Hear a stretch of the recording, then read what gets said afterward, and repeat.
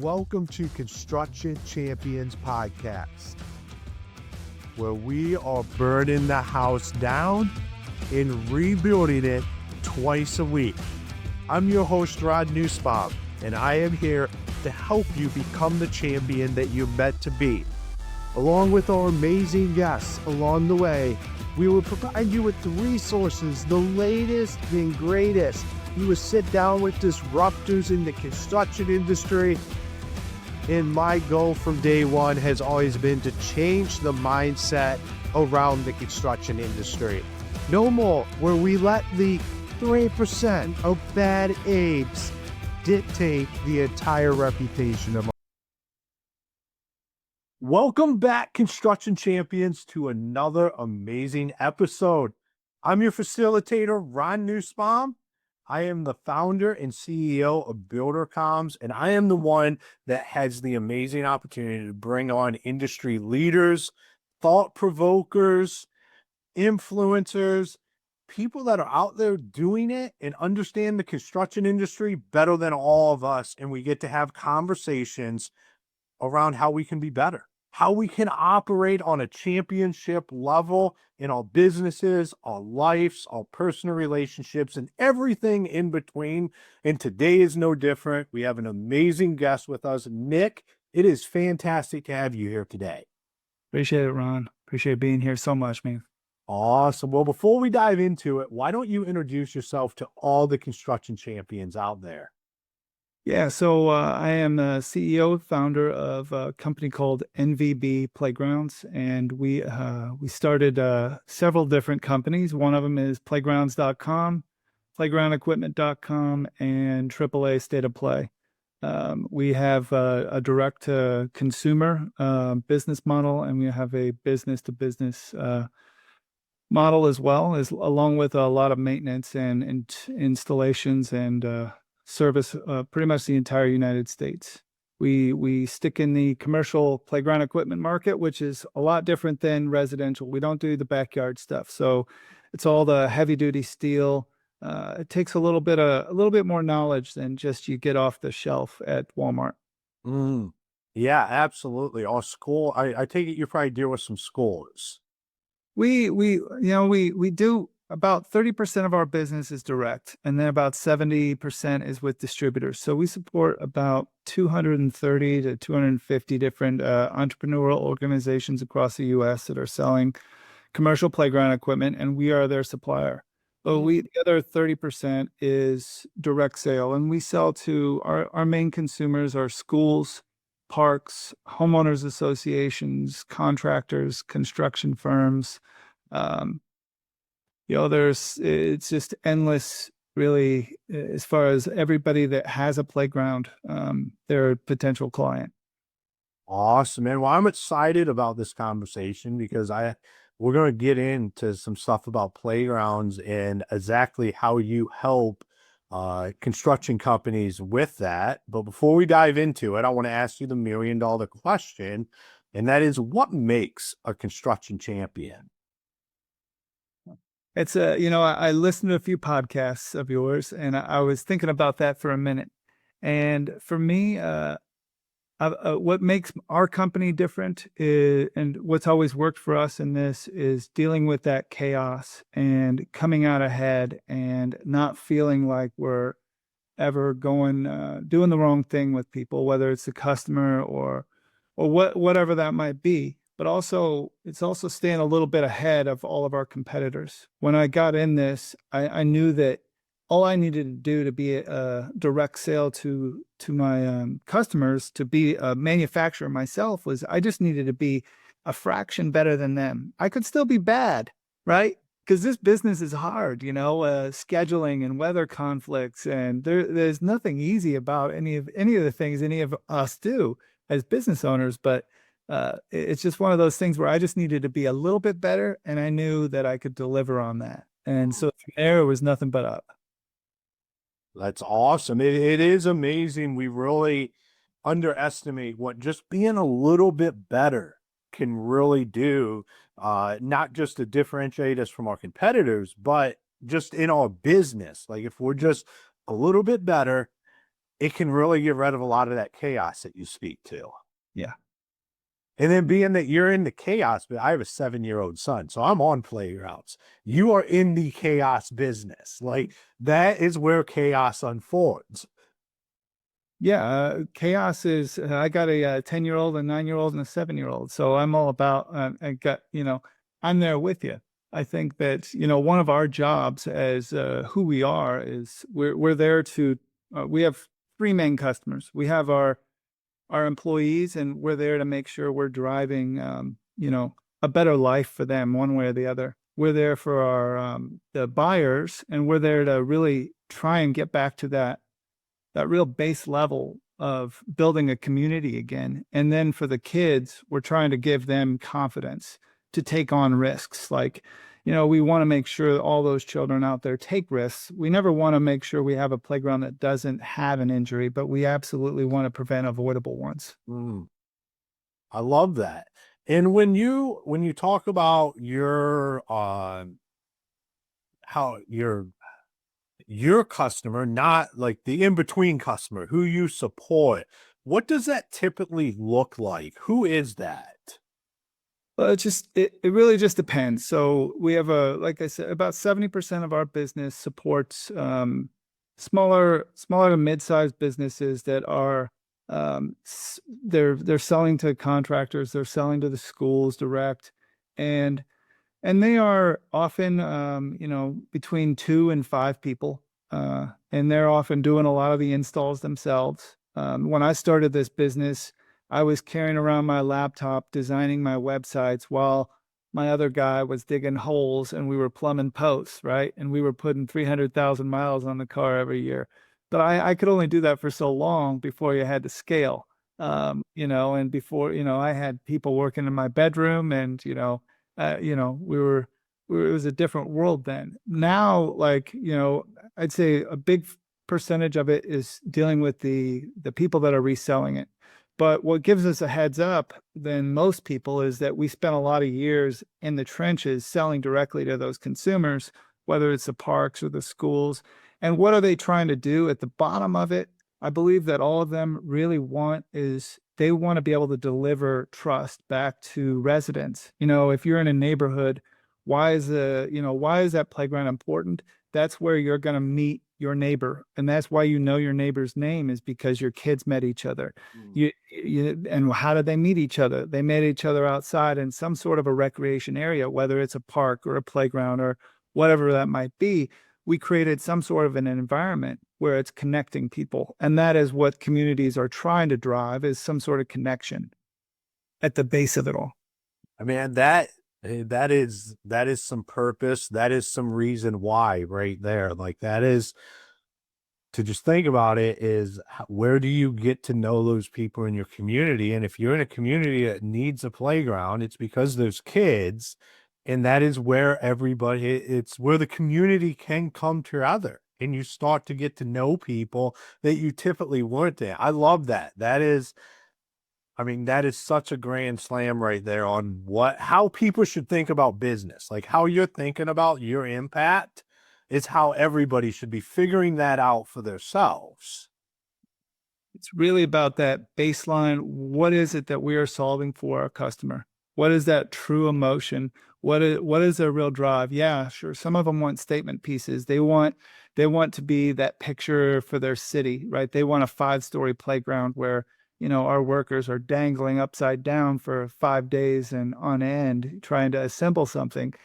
But a lot of people, at the end of the day, what is that really? It's still about bringing the community together. They might have some unknown motivators there from the landscape architect or whoever might have designed that playground, but the base is there. It's to bring that community together. So do you guys do that sounds like you do some completely custom design, or do you have pretty standard stuff, or what does that look like? Yeah, sure. We started this and we were selling all the different brands out there. And then we said, we can do this ourselves and we can do it a little better. Of course we couldn't at first, but now we can. We have a very large inventory of quick ship product that is really standard. So we have operations in Savannah, Houston, Indiana, and then we're going to add out to the West Coast at the end of the year. So we have a lot of standard designs. I'd say about 40% of our sales comes from standard. We keep anywhere from 14 to about 25 million in inventory at any one time. And we do that because everybody has gone to the Amazon effect. It's right now and it's tomorrow. Well, when do they want a playground? Tomorrow. Now, 10 years ago, if you wanted a playground, how long is it going to take? 6 to 8 weeks. Why? Because you got to paint it, you got to mold the plastics, you got to get the decks treated and everything else. And it took forever to get a playground. Now it's all about that quick turnaround, which helps with cash flow and everything else. But at the same time, you have a large inventory. On the other side of things, we do have a big custom business, and you could have anything from an owl playground to a giant ball sitting 30 feet in the air that kids have to go up in little bitty nets until they get to the top. I've seen everything, and we've done it all. It's a matter of construction knowledge, though. When you get into those bigger sets, you really have to work with contractors that know what they're doing. When it comes to the easier stuff, that quick ship stuff, no offense to the guys doing it, because that was me, but I didn't know what I was doing, and you can get it done. And that's the great thing about the quick ship stuff is a mom and pop, if they really want to, they absolutely can get it done. And that's where that becomes more of a universal option for a lot of people. So is this something like, say one of our listeners, they're a general contractor or they build new homes, and is this something that they could connect with you on and then add in as an item that they can then sell to their end customer if their customer is wanting that playground? Or say they do like government contracting and they can start to work this in with a partnership with you. Is that part of Yeah. your business? Absolutely. A lot of our customers, a lot of our on the AAA side and the PE side, we have a lot of customers that have been government contractors for many years. We've been dealing with some of our customers for 17 years since the year we started. As far as that goes, we're very loyal to people, and that's what drives a lot of that repeat business. But with the government contracts, absolutely. We've got people. One of our first jobs was in Fort Richardson, Alaska. It was an Air Force base up there. And man, that one was a doozy because, I didn't realize what a frost line was. Not really. I knew it a little bit, but not in Alaska. And this guy, he installed the posts, and these were triple decker structures, and he bought 5 trucks worth of these. So we had to learn about ice trucks, which, the ice roads. We had to learn about how deep you needed to dig in Alaska, which was its own set of random things that I didn't know until the time happened. And, but at the end of the day, he became a great customer. But he sent me a picture, and the top of the post was about a foot out of the ground. And he's like, "Where's the rest of the post?" And I'm like, what happened to it? Yeah. But generally speaking, yeah, I mean, we finished a big job up in northern was it Oregon? Or Washington. There's a base up there somewhere. I forget the name of it. Last just October or so. But there's all sorts of references for contractors that we've been doing business with. They're great customers. Those are cold places to be having playground. When you were going to say your first project, I would have never guessed Alaska is where you started. It was one of my first projects. I'm probably about 3 months into business, and we started there. And I was just like a complete loop. And yeah, I was just like, what are we doing here? But it was the time zone difference alone was a mess. But back then we were very, very few people thought they could sell playgrounds online. So we got into the game really early, and nobody thought you could sell a $50,000 playground online. And now we sell, $500,000 playgrounds online. So anything's possible with that. So it's as easy as just going online, you can buy this and you guys show up and install it, or it just shows up and you find people to install it? I guess I'm just. Yeah, no, I mean, that's a good question. We have a lot of distributors out there in the United States right now, but I mean, usually people don't really buy here, pay here. this is a lot of our customers, it's a board, it's a committee, it's a negotiation, and there's a relationship behind it. Especially with contractors, there's a lot of relationships there. And if you've gotten in early on a bid or something, you've got you've got a little bit heads up or something, and you can get your foot in the door early. Great. We can make a design that nobody can match. Because at the end of the day, that means nobody else is going to be able to bid that for you. Do we install it? We can. Some of our contractors do it themselves. Some of them use us. We have no preference. At the end there's a lot of money to be made in playground installations. I think there's a shortage, just like every industry, there's a shortage of people, right? With playground contractors, a lot of people don't like to touch it because they're scared of the kids and safety and all that. And there's a couple of licenses that you can get, and they're nationally held, but it's not. I've seen major constructions on buildings. It's nothing like that. This is like a giant Lego set Well, with. I know there's a lot of money to be made in the installs because here, uh, locally there was a playground installed, and the installation cost more than the playground itself, which blew our minds. Like that was like, how does the install cost more than the actual playground? But it has to do with a lot of that stuff that you said, the holding the licenses. There's only a select people that can do it. Yeah, there is a select people, but as a result, it's a small industry. It's really niche, and the knowledge base is not what it should be. I think if it were opened up a little bit, I think prices would probably go down, but you could argue it might not, because the industry just keeps getting bigger and bigger every year. So Why do you think that knowledge base has not expanded? Why do you think it's kind of stayed small like that? think a lot of our competitors are billion-dollar brands, and they're just not a lot of there's not a lot of competition. So, uh, you have a sales company, let's just say, John's Playgrounds, and he's selling playgrounds. He might have one installer, and that's it, and he needs no more. People like us, we have a network of, 50 to 60 plus our own internal ones. And we kind of use them all against each other as needed to make sure people get the best price. No offense to them all, but we got to keep them honest. Yeah. Uh, and they got to make sure they do the job good, because a lot of them, a lot of times we've seen them slip. They're really good for a while, and they slip. And we can't have that for our customer, because that means we go back. And since we do business nationwide, we cannot have that. Can you imagine us going back up north to, Oregon to finish that job? Ain't gonna happen. I want to make sure I have somebody there I trust to Mm. do it, or at least my team trusts, I should say. Yeah. So how do you run a nationwide construction business that, like you just said, like you can't have callbacks, you can't go back like that?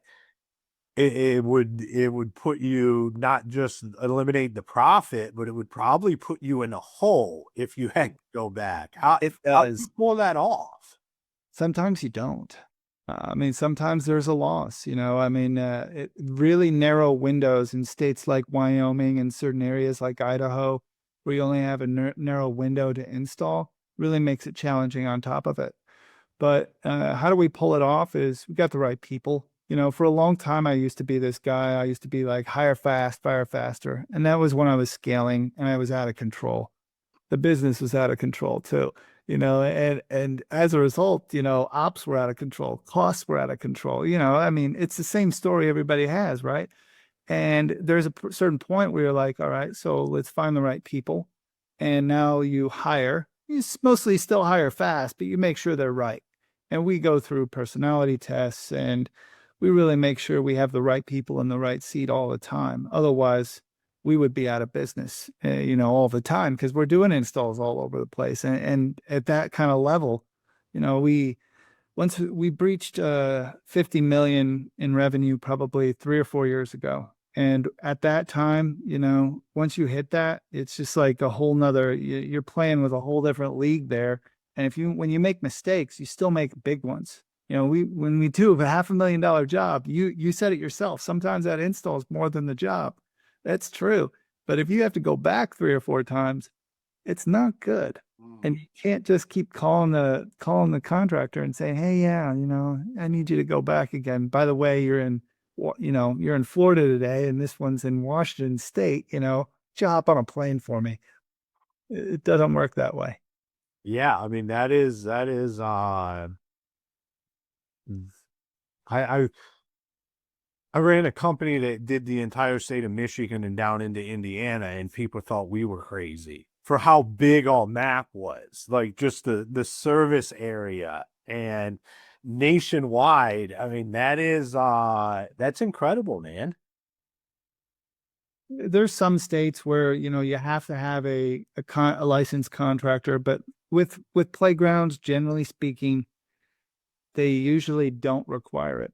And usually even the GC, if it's on one of those types of jobs, will cover it. And, you know, there's ways of getting through it without, making sure that, you're not using the most highest price, because it's already difficult to assemble as it is. Well, But that's, part of being in this business for as long as I have is making sure that we have the right connections with the right people. And that's what we've been building for all these years. It's making sure that we have those people in place that we trust. that's what you keep coming back to people. Like it literally is all about the people, whether it's the people doing this with you, the people that are building them, the people that are enjoying them. Like everything that you do comes back to that one thing. Yeah, it absolutely does. I had one of our new employees. I forget which team he works. He works on one of the sales teams. He interviewed me today. It's part of his little onboarding that he wanted to do, and he asked me what my daily job was. And it's like, just like I was a little thrown off because I hadn't been through one of these in a while. But he I answered it and I said, well, I mean, like, it's not really your stereotypical thing, but like my job is to make sure the leadership team executes on my vision. And that might put me in a variety of places, but at the end of the day, that's what I'm trying to do here is I'm trying to build based on my vision of where we need to be tomorrow. And, it does not mean I do the same thing every day, unfortunately. I'm laser focused on that, but I am not laser focused on any one thing all day long, every day. Well, yeah, when you're building and growing a company, it can kind of be ever changing. You have a vision, you have a focus on that, but you have to be willing to get in the seat that it's needed you in at that moment as the leader driving that vision forward. And I think that's a hard part for people to, they just want to stay focused on one thing, work in one environment, and not as the leader of a growing company, not necessarily be able to be nimble enough to jump over here and do this, and knowing that you're driving your vision forward in that area. And as leaders, we have to get better at that. Definitely. It's one of the things that every one of the things almost all those books come back to that are in the business space. Like, but not all of us take that advice, which is why there's lots of self-help for business owners. Awesome, man. Well, I am loving the conversation. What's been some of the biggest changes that you've seen here in, say, the last 5 years in the playground industry and what you're doing? Well, when we started, we were going online, which was opposite of the trend. Then we started to see the trend was that most of the majors, our big competitors, were buying up the distribution rights that they had created over the many years. So they were selling direct. They just wanted one source and everybody basically buying direct. So they were cutting out that lost revenue. So we started going backwards and putting the hands of distributors again so they could make money and, build those relationships with people again. I think a lot of people are going towards our business model again, which is quick ship. And that's really, changing the industry again, just because the expectation was 2 to 3 months for a delivery. Now it's 2 to 3, 5 days, maybe 10. If you wait more than 10, I don't want to wait. I'm going to find somebody else to buy it. So I think that that Amazon effect, or whatever you want to call it, I think that has definitely changed things. And I do think there's a lot more changes to come, especially in regards to software, how we maintenance it. There's all sorts of different initiatives that we're working on, just to build out a better connected operating system for the playground owners. I love that, man. I love that. So for all the construction champions listening, if they wanted to connect with you, learn more about what you're doing, maybe have a conversation with you, where's the best places for them to do that? Absolutely. They can email me at ceo@playgrounds.com, or they can find me on LinkedIn. It's Nicolas Breedlove. That's Breedlove. I love the email. I need to get a CEO email. You absolutely I've do. never heard that before, and that is Got to. awesome. Yeah. Awesome, man. Well, thank you for taking the time and being on the show today. Thanks a lot. All right, construction champions, another episode in the bag. He runs a nationwide business. Think about that. You talk about callbacks in your community, you're having to go across the block and how much money that costs you. Think about solving it at that level, nationwide. Figuring all of this out, starting from knowing nothing to 17 years later being a leader in that in his industry, focused on one thing, the people. I love how transparent he was about, he went through these phases. He didn't know this. Hire fast. Hire fast. Everything's crazy. There's so much chaos. But working through that to get to that end vision and continue to build that vision and have the willingness to say, I don't have to stay in this one tunnel chasing this vision. I need to be where my organization and the people in it need me at that moment to drive that vision. You have to have that flexibility. You have to have the willingness to support your team where your team needs you. And it's not always going to be easy. Most of the time it's going to be hard. That's just what it is. We own businesses. We're growing businesses. It's not always going to be easy, but it's very rewarding, as we all know. So construction champions, until next time, be the champion you were meant to be.